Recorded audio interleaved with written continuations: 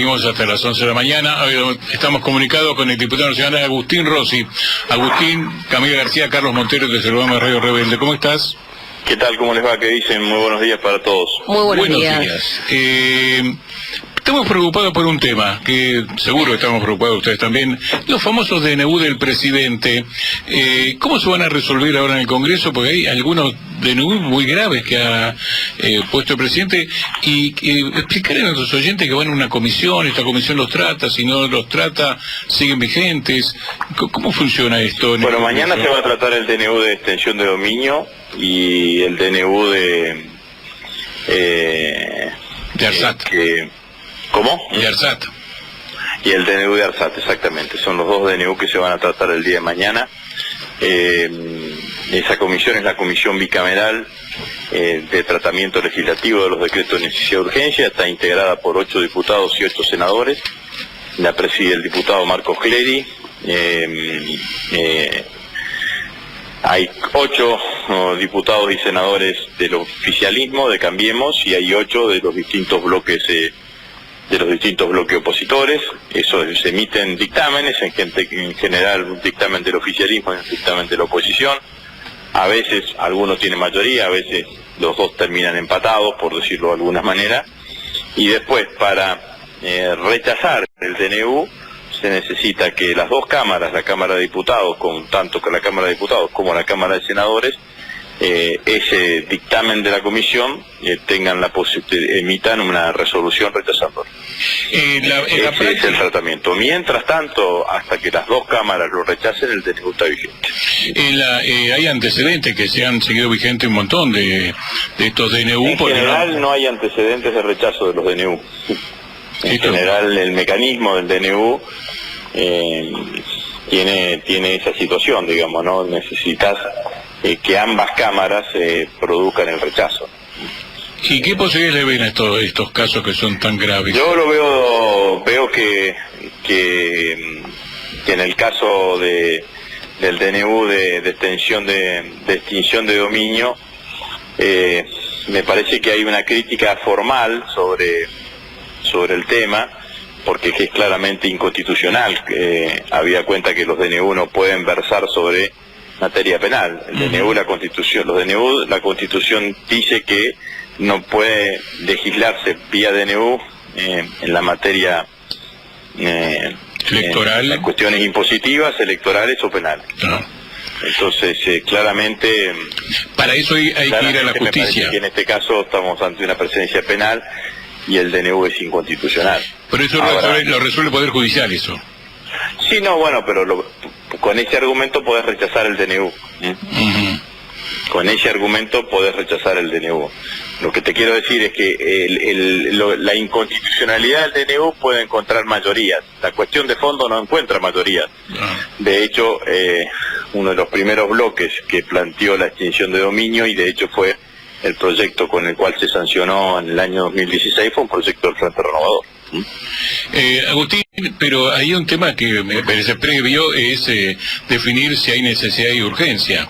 En realidad, en este caso de extensión de dominio, estaba en tratamiento, lo había aprobado, tenía media sanción de Cámara de Diputados, fue al Senado, hizo modificación, volvió a diputado, y el presidente se cansó y dijo, bueno, lo hago yo.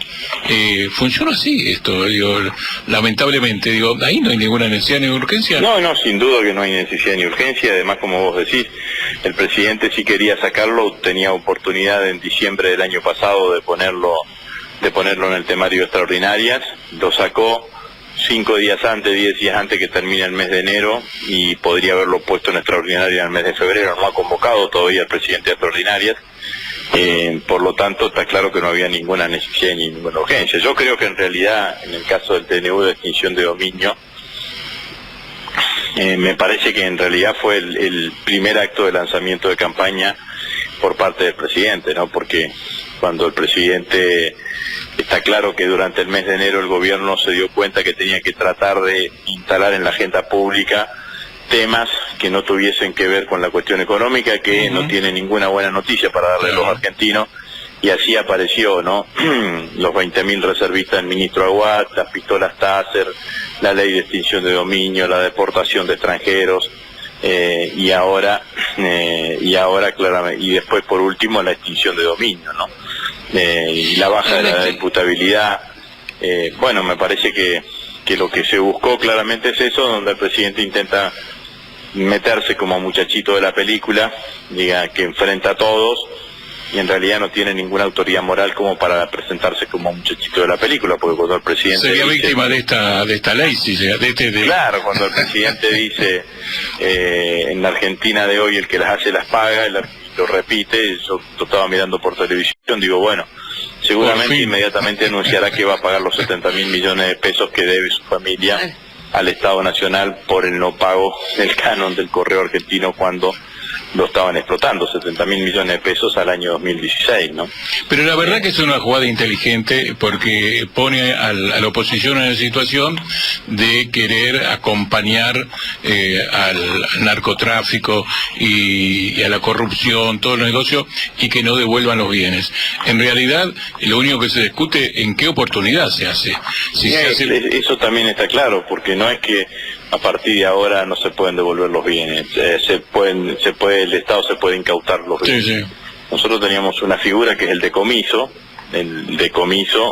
que está en el Código Penal, por eso muchas veces uno ve que a alguien lo procesan y le hacen un embargo. El embargo está destinado fundamentalmente a inmovilizar esos bienes de manera tal que el juez a prima facie considera que esos bienes pueden haber sido obtenidos ilícitamente y que tienen que volver al Estado, y eso funciona en el decomiso. Pero hay algo más, digamos, ¿no? Porque el decomiso se termina efectivizando en el momento de la sentencia definitiva. La extinción de dominio es como una diagonal que se lleva puesto el principio de inocencia y el derecho de propiedad. Pero quiero decir algo más. El Código Procesal Penal, que este gobierno suspendió para su aplicación y que fue autoría del gobierno anterior, explicitaba claramente que una causa que durase más de 3 años antes de su sentencia definitiva, en el caso de un juez, claramente tenía que pasar otro juez. Claro. Entonces, la aceleración de los tiempos de la justicia también es una responsabilidad por parte del Poder Ejecutivo, y que el Poder Ejecutivo tiene una herramienta que es la reforma del Código Procesal Penal que se había hecho anteriormente en el gobierno anterior y que no la ha puesto en práctica. Claro, y que hubiera definido en qué momento se apropiaba de los bienes. Se aceleran los tiempos, claro, pero con las garantías constitucionales. Acá lo que te da es a los fiscales y a los jueces un poder enorme a la hora de apropiarse de los bienes de cualquiera. No, seguro. Y uno ve... Y después tenés el riesgo claramente de que si la sentencia definitiva, claro, desde el punto de vista penal genera una falta de mérito, un sobreseimiento, y en el medio te extinguieron los bienes, el Estado tendrá que indemnizarlo, digamos, ¿no? Devolviéndole los bienes, el valor de los bienes y todo el daño civil que le ha generado. Lo que no hay duda que es una modificación de la legislación penal y no de la parte civil, como quieren demostrar. No, eso sin duda. Agustín, buen día, Camila, ¿cómo estás? ¿Qué tal, Camila? Mi pregunta, te cambio un toque de tema. Recién estabas resaltando algo que me parece muy importante, que es que este gobierno no tiene un logro para mostrar, entonces está endureciendo su discurso de cara a la campaña que se viene, ¿no? Mi pregunta era como, ¿cuál crees que tiene que ser nuestro rol, en el discurso desde lo electoral, frente a este embate que va a venir, con este discurso de la seguridad y la, en contra de los inmigrantes, etcétera, la corrupción, etcétera? ¿El peronismo crees que tiene que en campaña hablar de esos temas o ir sí o sí de una a lo económico? Nosotros tenemos que tratar de hablarle a los argentinos, ¿no? Y hablarle a los argentinos tiene que ver fundamentalmente con hablarle de las cosas cotidianas que le preocupan al conjunto de los argentinos. El gobierno instaló en este mes toda la agenda que decíamos anteriormente, y la imagen del presidente descendió las encuestas fundamentalmente por el impacto del tarifazo, y por lo que genera el tarifazo. Así que me parece que nosotros tenemos que tratar de hablarle a los argentinos estas cosas. Lo que sí creo es que no nos podemos escapar de ningún debate, ni tenemos que escondernos de ningún debate, ¿no? Hay que tener una agenda de transparencia, yo lo he dicho claramente. La oficina, a mi criterio, el titular de la Oficina Anticorrupción tiene que ser tiene que ser un dirigente opositor. No tenemos que nosotros imaginarnos que a partir del 10 de diciembre del 2019 vamos a tener una Laurita Alonso nacional y popular, digamos, ¿no? Sí. Ni que diga técnicamente no es delito cada vez que le toca investigar a un funcionario de su propio gobierno. De tal manera. No tenemos nada que esconder, debemos ser un dirigente de la oposición. Hay que plantear claramente que no puede haber funcionarios, ni ministros, ni secretarios, ni subsecretarios que tengan plata en el exterior, cuentas offshore, cuentas offshore, empresas offshore, y tener un código de ética muy fuerte en cuanto a la transparencia de la gestión, digamos, ¿no? Y no dejarnos correr por un gobierno que, como digo yo, está más sucio que una papa, digamos, ¿no? Empezando por el presidente y sus funcionarios. Fíjate, bueno, el mismo hecho de la extinción de dominio, sacan afuera el tema de la evasión fiscal. Lo excluyeron. Lo excluyeron como delito donde se aplica la extinción de dominio, porque claramente los que evadieron son ellos, y los que blanquearon a partir del decreto de blanqueo son claramente ellos. Y lo mismo con la cuestión de la seguridad. Acá hay un fracaso enorme de la política de seguridad de parte, porque si la seguridad sigue siendo uno de los principales problemas de los argentinos, es producto de que estos 3 años de gestión de la ministra Bullrich, apelando a la mano dura y al punitivismo y a la autonomización de la fuerza de seguridad, bueno, sin ninguna duda tenemos un escenario cada vez más complejo, producto del fracaso de esa política. Hablando de la oposición, digo, se van generando movimientos en búsqueda de la unidad. Únanse, nos dicen todos por la calle, ¿no? Y hay un gesto de lo que está ocurriendo en Neuquén, por ahí, la fórmula que se ha conformado, lo que está ocurriendo en Córdoba, en La Pampa, lo que está ocurriendo en San Juan, por ahí en Entre Ríos. Digo, esto se ve un recorrido, la creación de este espacio, la presentación ayer de este espacio de Alternativa Federal, las declaraciones de Duhalde. Digo, ¿sirve esto? ¿Va a un recorrido, vos lo ves, que va apuntando a la unidad? A mí me parece que si no entendemos que la unidad es el camino más corto, si se quiere, como para cambiar este gobierno, y que a partir del 10 de diciembre de 2019 empiece una nueva política en la Argentina, nos equivocamos, ¿no? Y yo creo que hay una demanda fuerte de la unidad. Me parece que, lo digo con respeto, lo de ayer de Alternativa Federal fue muy poco voluminoso, digamos. ¿Fue un fracaso? ¿Vos creés que fue un fracaso? ¿Faltaron gobernadores? No sé si fue un fracaso, pero seguramente tenían mucho más expectativas. Claro. Bueno, pero además, yo creo que las caras valen más que cualquier discurso. Vos veías las caras de los participantes allí y ninguno tenía una cara de felicidad. Qué suerte que tenemos, mirá que como todo nos juntamos, porque claro. La realidad es que tienen que hacer un esfuerzo permanentemente de diferenciación, cuando lo más lógico y razonable es aceptar lo que nosotros le estamos planteando, que es decir, bueno, construyamos una gran paso opositora. Si hay diferencia entre los distintos candidatos de la oposición, que se diriman una paso y después vamos todos juntos a las elecciones generales, porque eso es lo que pide la mayoría de la oposición. Bueno, y yo creo que este es el camino. Yo lo escucho a Massa diciendo, tenemos que ganar en la segunda vuelta. Yo digo, mire, si la oposición va unida, gana en primera vuelta. Claro. La oposición llega al 45%, dan por sentado de que hay segunda vuelta, como hecho inexorable, y yo no creo que sea así. Ahora bien, está claro que no es un problema de ambiciones ni de ego, como dicen algunos. Me parece que hay un problema de intereses concretos. Basta ver la difusión que tienen esa actividad ayer en los principales medios oficialistas, Tapa de Clarín, el aliento que tienen, ¿no? Tapa de Clarín. Por eso digo, el aliento que tienen es claramente que va en ese sentido, porque la única estrategia electoral fuerte que tiene el macrismo es dividir a la oposición. Y las declaraciones de Duhalde hoy, si tuve problemas con Cristina, ya me los olvidé. Bueno, me parece que bueno, es un aporte. Sí, me parece que está en ese sentido, digamos, ¿no? Yo creo que hay que ir construyendo ese escenario, digamos, ¿no? Con el escenario de que construir la mayor coalición opositora lo más amplia posible, porque creo que ahí tiene que estar el camino. El domingo pasado en nuestro programa El Bermucito entrevistamos a José Luis Gioja y hablamos de la reunión del Congreso que se va a realizar y del funcionamiento que da la Comisión de Acción Política del PJ Nacional, donde se ha reunido casi todo el peronismo y desde el lado del movimiento obrero, bueno, lo ve a Dar, a Moyano, a Yasky. Es un importante avance, casi inédito, podemos decir, ¿no? Yo destaco mucho eso, ¿no? Porque a mí me parece que hacía tiempo que las distintas facetas del movimiento obrero organizado no se encontraban en el mismo espacio político electoral, ¿no? Uh-huh. En la Comisión de Acción Política participa Moyano, Daer, Yasky, Caló, Piñanelli.